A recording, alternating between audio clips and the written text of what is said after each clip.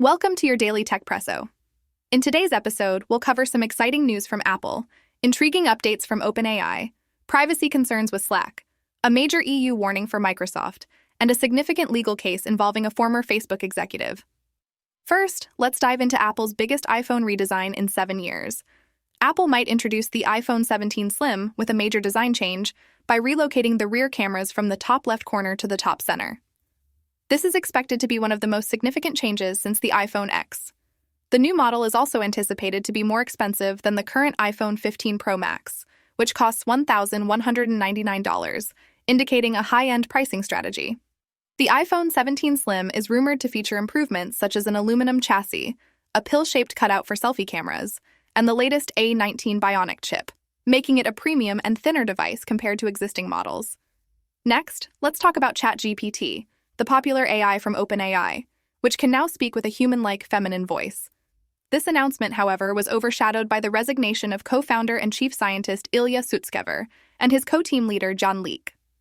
Their departure has stirred speculation about potential internal issues at OpenAI. Furthermore, former employees of OpenAI are bound by strict non-disclosure agreements that prevent them from criticizing the company or revealing internal details, raising concerns about the company's transparency. Moving on, Slack has been criticized for using user data to train AI models without permission.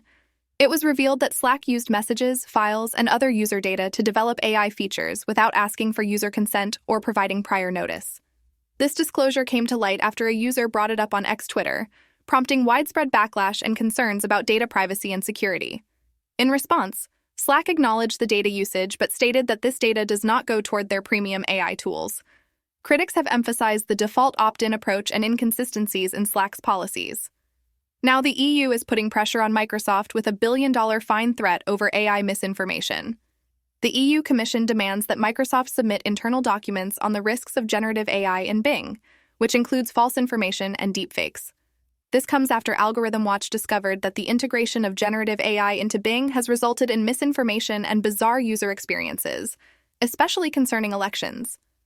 If Microsoft fails to comply with the EU's request by May 27th, it could face fines of several $billion for breaches of the Digital Services Act, aimed at mitigating risks to political discourse and elections.